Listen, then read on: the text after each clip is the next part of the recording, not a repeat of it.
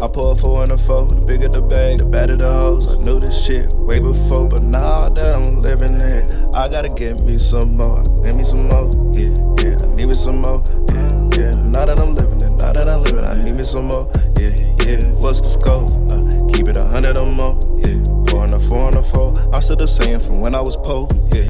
So, man, I wrote some things down because I feel like everything happens for a reason, and Absolutely. it's kind of one of them situations that's going on right now, you know?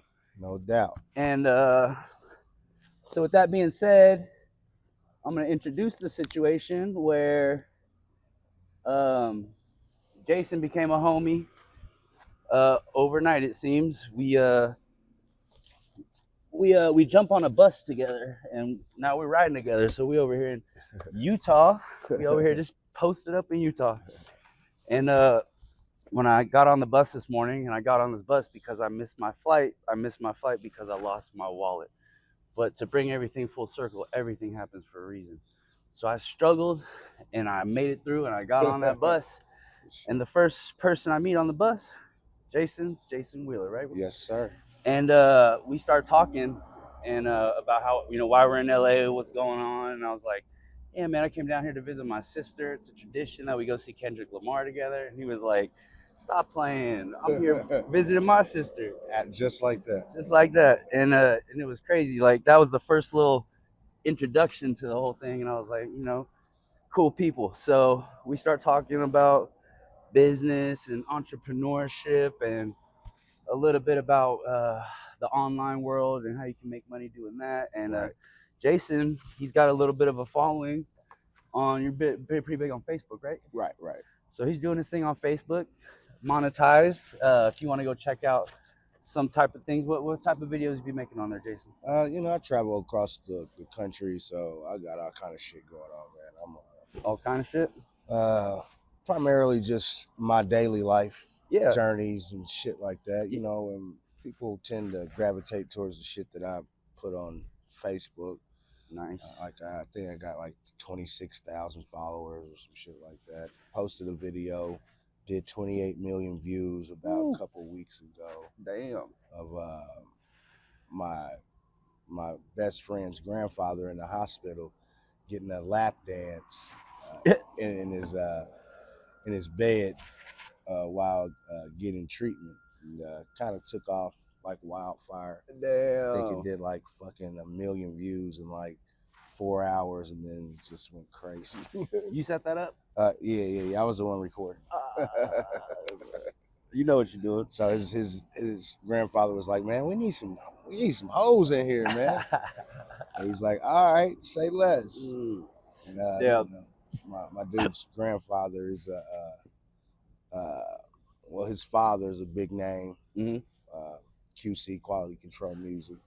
Shout out to QC. So, Oh, that's who that was for? That was for QC? Yeah, that was president? It was the president of the company's grandfather. Oh, dang. Okay. Yeah. Well, that was a nice thing for you to put together. Yeah. Absolutely.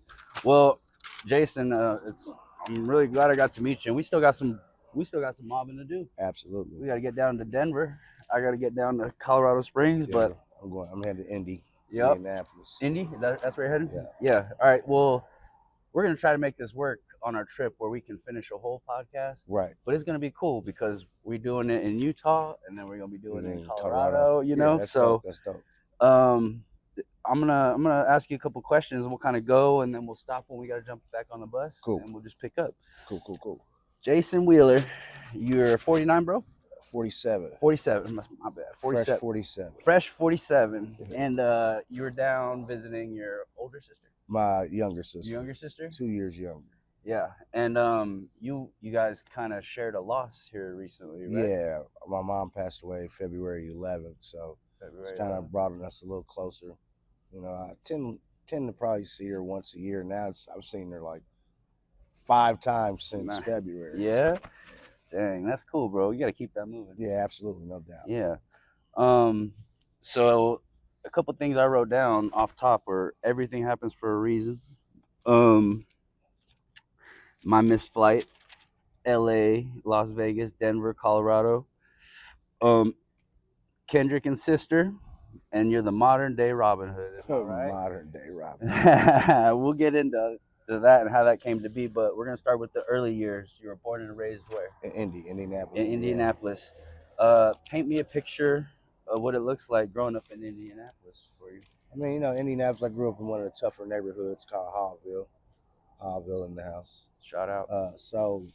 You know, Indianapolis is a dangerous place. I Yeah. mean, it's unfortunate to say that, but you know, you have to be very cognizant of your surroundings and making sure you're hanging with the right people because you know people don't really understand that one bad decision from hanging with the wrong crowd can put you in a predicament that you don't want to be in. Like, so I like to pride myself in having a good judge of character, just like how I got a good judge of character with you, how we met. I was just, oh, this is a cool motherfucker. You know what I'm saying? For real. So, so we got a thumbnail that's going to be so lit. That picture in San Bernardino. It's San Bernardino, baby. It's clean. So yeah, it was, you grew up in, you know, in a tough neighborhood. I grew up in a tough neighborhood, but my mother was able to provide. And, you know, it wasn't like I had like a real struggle. You know what I'm saying? But I didn't live in the best neighborhood, but I always had like the best shit, all the best clothes and all the. Mom's keeping you fly. Yeah, mom's kept me and my sister fly. So you know what I'm saying? I had 3 brothers and sisters that passed away prior to me being born. Really? Yeah, they passed away in a house fire. Oh man! Like 3 days before Christmas. Wow. The guy that was babysitting the kids went to sleep with a cigarette in his mouth, and somehow he makes it out. The kids don't. Whoa. Yeah. That's crazy. You know, things happen for a reason. Right. There could be a possibility I wouldn't be here if that didn't take place. I mean, who knows? But that's really true, though. Very well could have been the case. Like, that's why I take every situation that I'm in like serious now, and Absolutely. I really look at like there's gonna be like at least 2 different ways to Absolutely. look at it. You know, No doubt about that. To make the right decision, because like you said, it's the wrong people. The wrong decision could cost you your life. Yeah. Could cost you more than that. Absolutely. You know? Others' lives, you hurt others around Absolutely. you. 100%. So I'm glad you said that, bro. So you're a natural born hustler, aren't you? Natural born hustler. It's in his blood. It's his blood. 4th grade, bubble gum, $300 moment. Get into that. This is the start of the hustle. So I'm in the 4th grade, and I walk to school every day. So I walk past the Kroger's to get to school every day. So every day I would go in Kroger's and steal packs of bubble gum.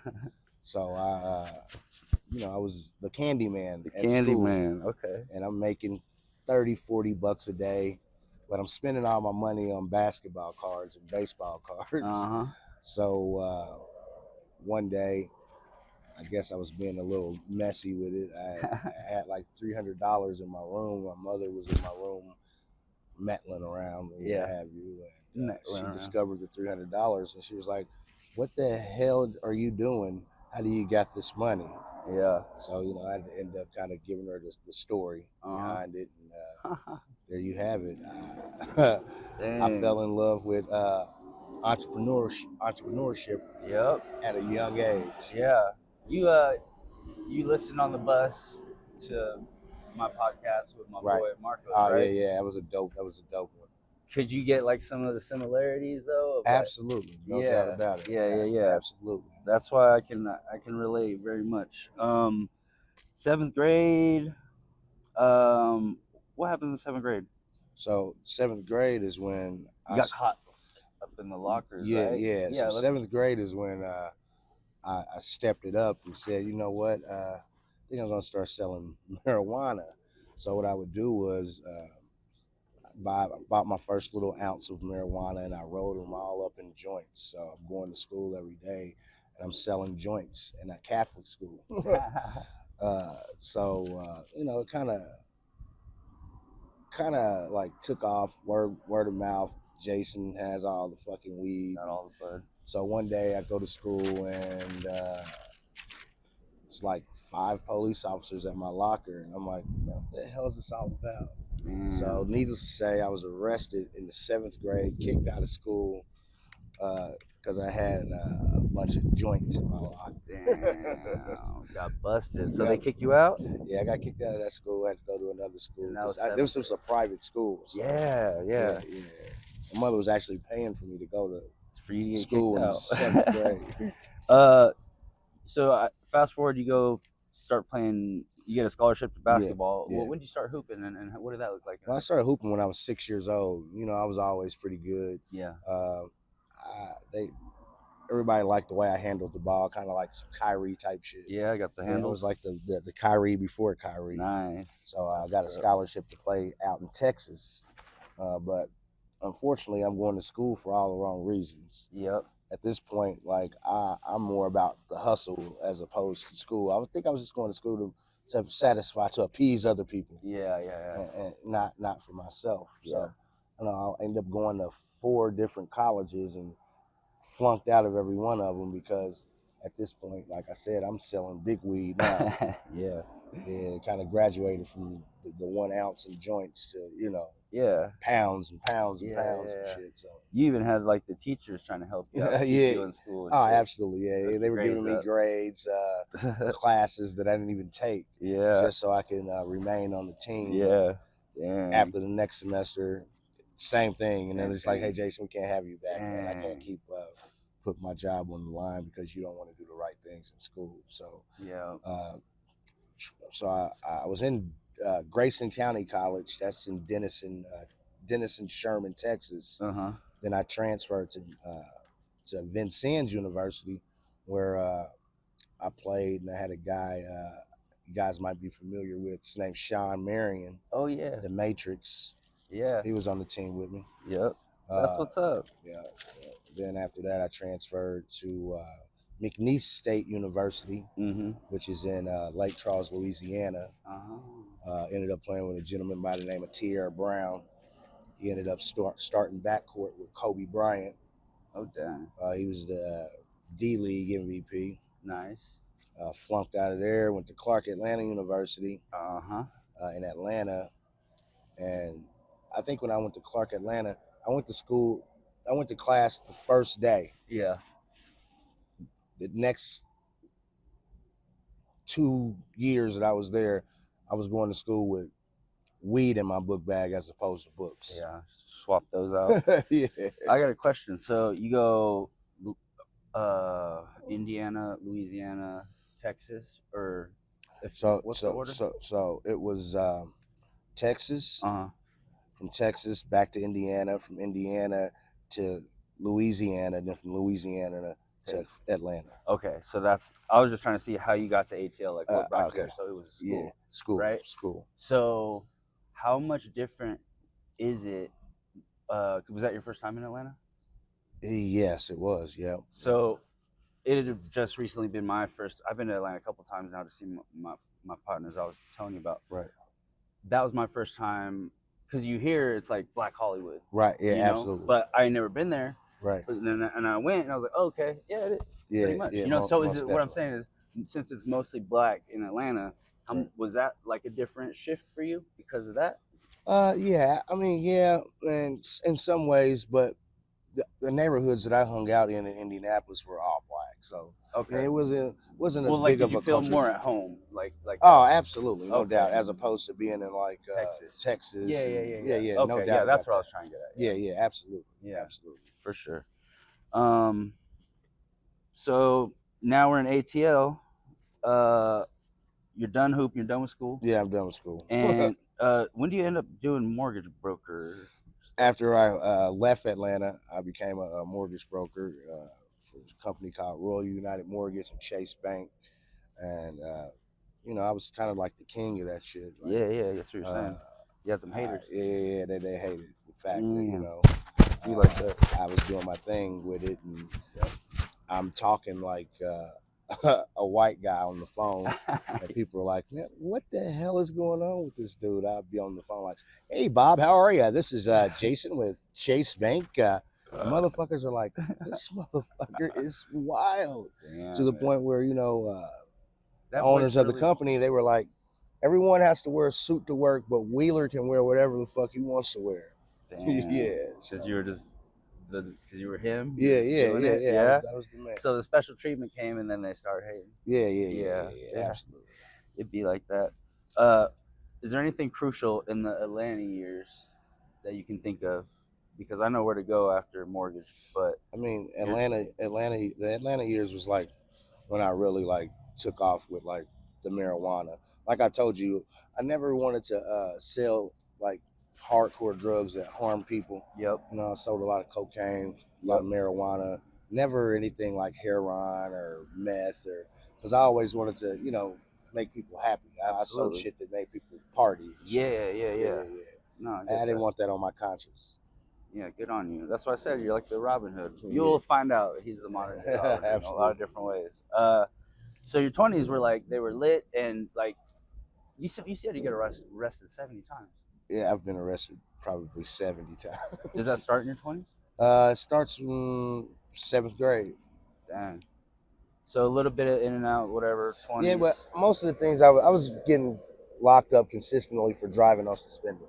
Yeah. Driving on suspended, which eventually they deemed me what they call a habitual traffic offender, which is a big deal in Indiana. So, you know, if you get to that, I guess to that level, I ran out of tickets. No more tickets. Anytime I get arrested, it's prison time. Like now to this day, if I ever get stopped or pulled over for driving in Indiana, it's an automatic 6 years in prison.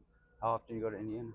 I probably make it there once every 2 months or so.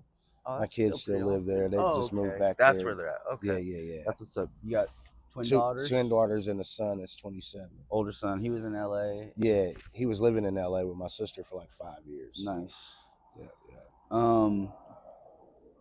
You become the most ballin' mortgage broker. Yeah. Then they start hating. How does that end, and where do you go from? How did you get in the scam game after that, right? All right, scam game heavy. So,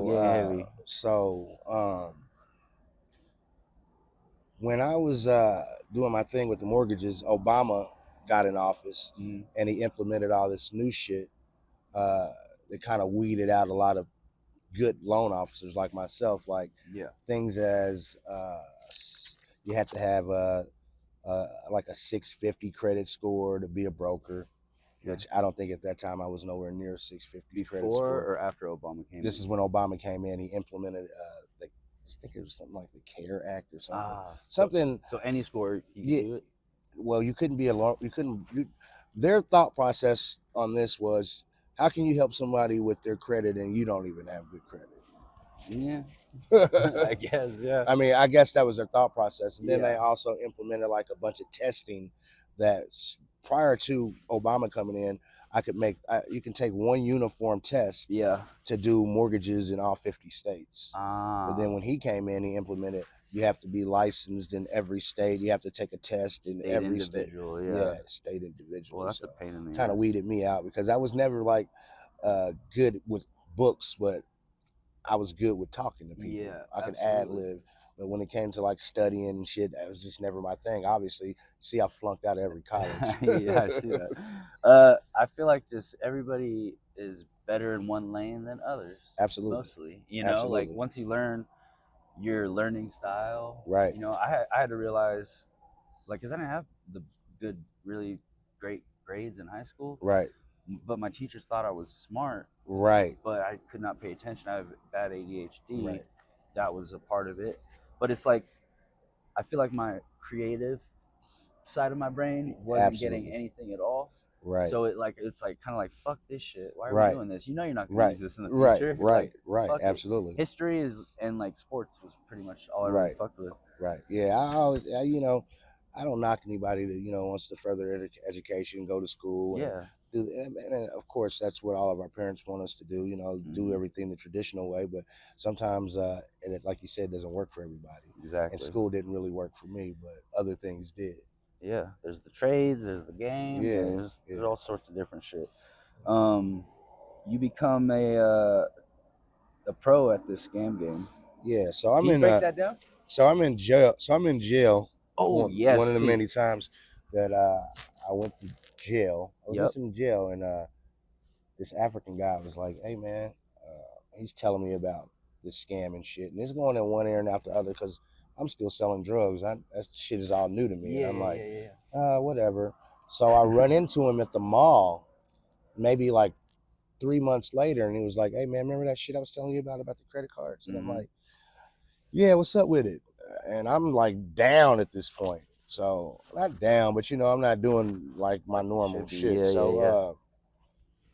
He's like, "Hey man, take these 4 credit cards inside Foot Locker and go get you some shoes." He said, "Get me 3 pair of shoes and you get me one, and you get yourself 1 pair of shoes." And I'm like, "All right, fuck it." So I go inside Foot Locker. I hand him the first card, long ass line, the fucking card declines. And I was like, "Man, this stupid ass shit, man.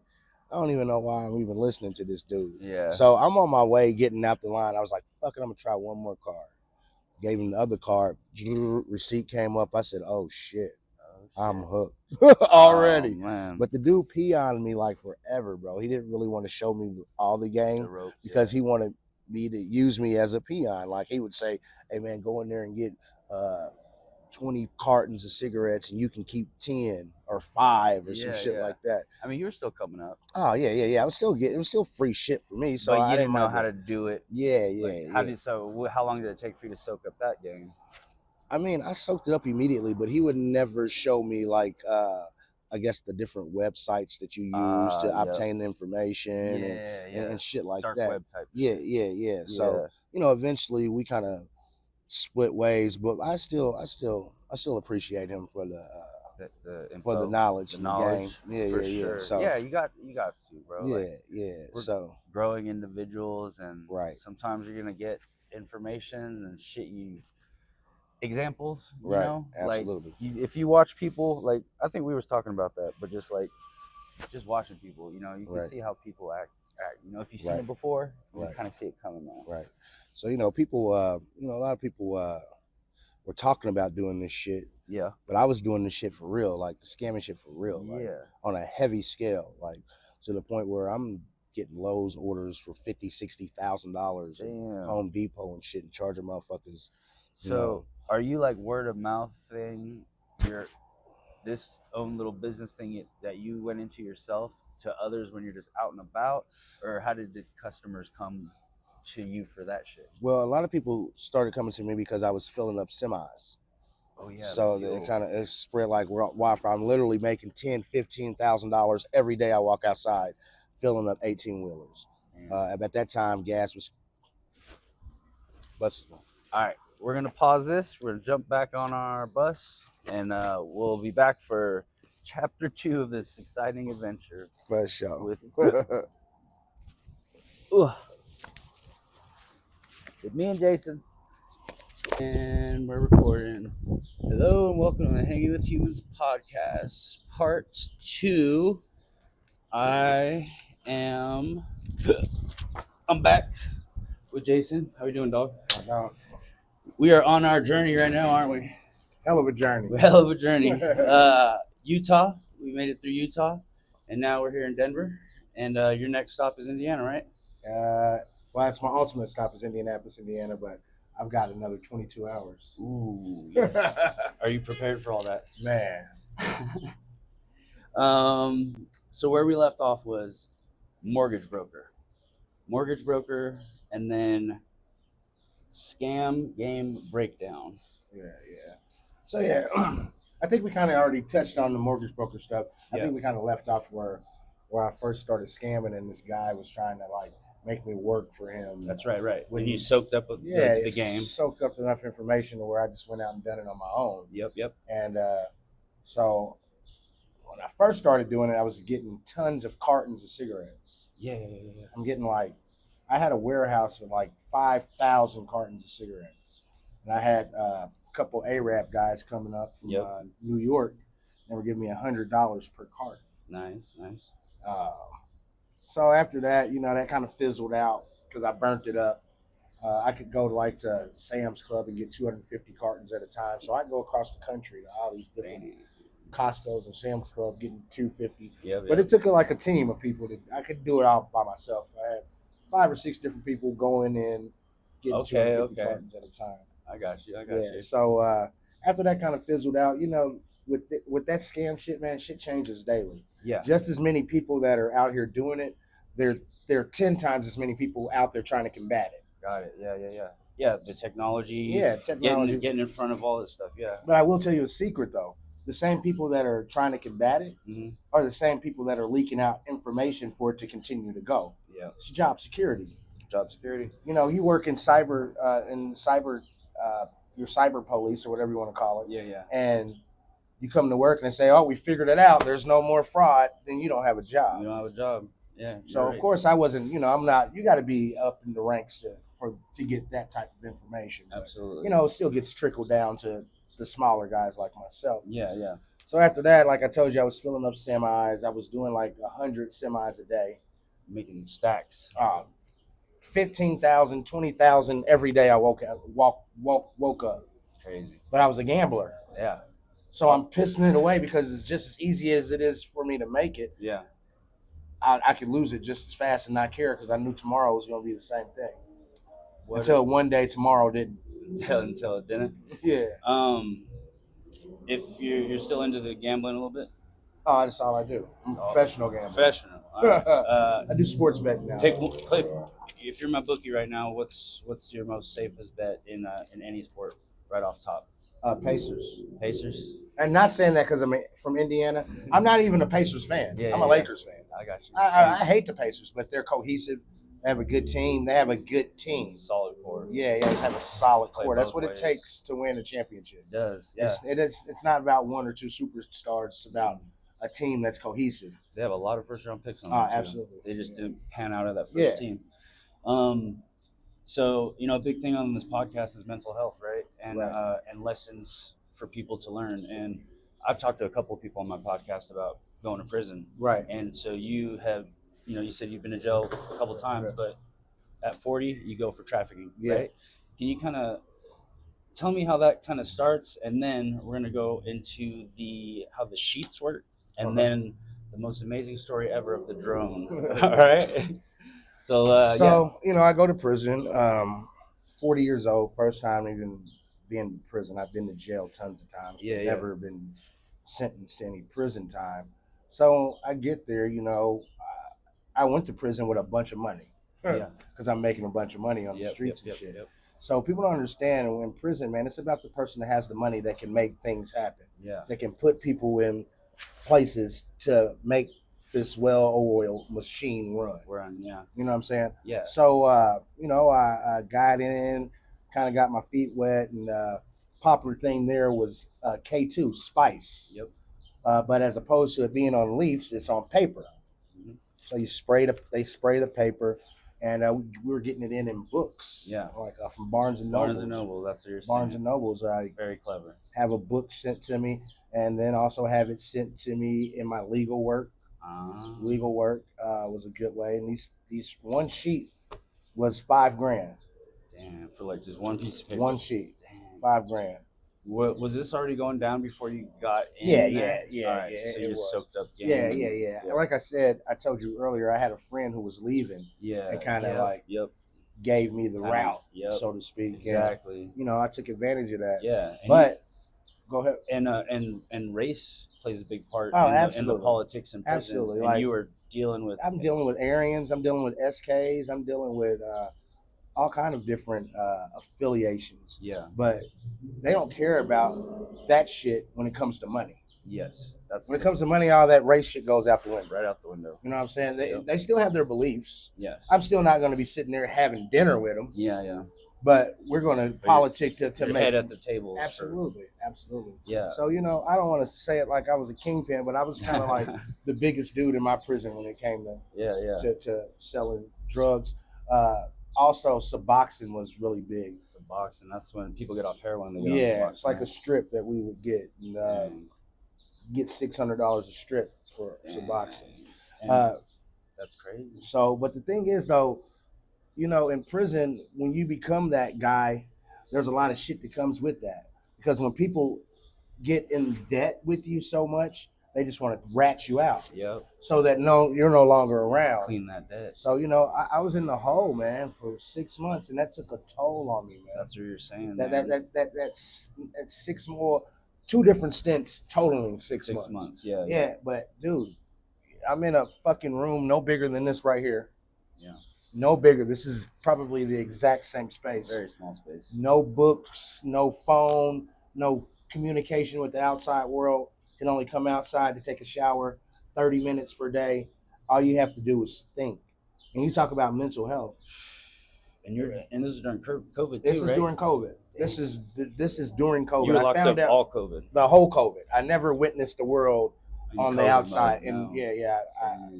yeah. So yeah, it was tough. You know what I'm saying? But yeah, what doesn't kill you makes you stronger. Yes. You know what I'm saying? So I'm definitely a testament to that. Yes. And I'm just as crazy as this may sound, I'm kind of grateful for that moment. I get it. I'm grateful for all the mishaps that I've had in my life because it's kind of made me the person that I am today. Absolutely. You know what I'm saying? Now I have 40 some odd Airbnbs that I'm dealing with, and yes, sir. that's pretty cool. That's a big deal, bro. That's I had a friend when I was in prison. He was kind of like telling me about this, but it's going one ear out the other because I'm like, I'm gonna do what the fuck I know how to do. Yep. So, but when I got out, seeing how he was living, it made perfect sense, and I told myself, yeah, I'm too old to go back to prison. This is a young man's sport. Yeah. Prison's a young man's sport. Yeah. It's for kids. Absolutely. Like, that's no place for a 47-year-old man. So. Well, that's amazing. That's a part of your story now. That you got 42 Airbnbs, I believe, and right. And he's showed me a lot of, these documentation. Yeah. You're aiming for 100, right? That's my goal. I'd say by the end of 2026, that's where I want to be. And you have one here, and 3 right here in this building, the Central building. There you go. Right here, Central. Yep. That's cool, bro. Yeah, all of the units that so 37 of them are in this same really? Central building, but they're all throughout the United States. That's cool. Yeah. That's really amazing, bro. Yeah, you've been into the mortgage shit for like a minute. Like, you know what's up. Yeah, absolutely. The drone mission. I got it. This is gonna be good. Okay. So eventually there came a time where the books and shit got cut off because of COVID. Yeah. They weren't letting us get any legal. They were copying our legal mail. Yep. They were also they caught on. They caught on. And then I guess Barnes and Nobles wasn't doing any book deliveries during COVID. I don't even know if they were still in operation. Damn. But whatever it was, came up with an idea. Let's get this shit in with some drones. So I got about 4 or 5 good runs with the drone. Yeah. It would come and like literally land right on the porch. Like I had a hole in my window that I could seal back up. Nobody'd even know. Yeah. And I reach my hand out, grab the shit out the drone, and do it all over again. And it worked about 4 or 5 times, and then they got a hold of that, and then they put up some new technology that detected the drones in that space. They're always trying to combat it, aren't they? Yeah. They're always trying to combat it. I mean, as they should. As they should.